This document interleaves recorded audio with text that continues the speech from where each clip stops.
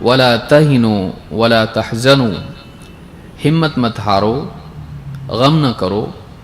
وانتم الاعلون ان کنتم مؤمنین،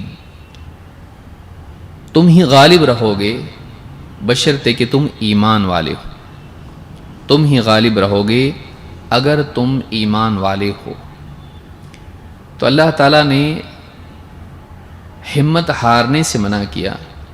غمگین ہونے سے منع کیا۔ دنیا میں انسان مستقبل کے اعتبار سے، فیوچر کے اعتبار سے ہمت ہار جاتا ہے،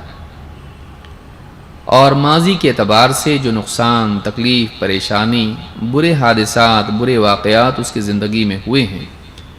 ان کے اعتبار سے وہ غمگین ہوتا ہے۔ ماضی کی تکلیف حال میں بھی انسان کو دکھ پہنچاتی ہے،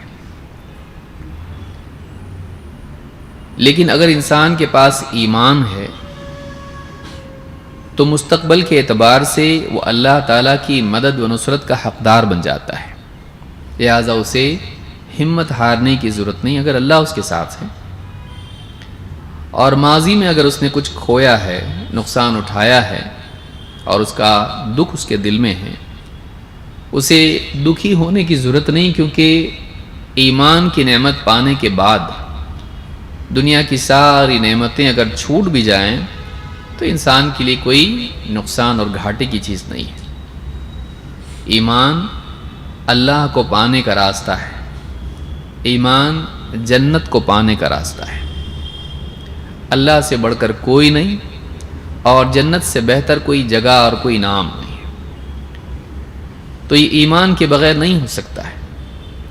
لہٰذا اللہ تعالیٰ نے فرمایا وَلَا تَهِنُوا وَلَا تَحْزَنُوا وَأَنْتُمُ الْأَعْلَوْنَ إِن كُنتُم مُؤْمِنِينَ، نہ ہمت ہارو، نہ غمگین ہو، تم ہی غالب رہو گے، شرط یہ ہے کہ تم ایمان والے ہو۔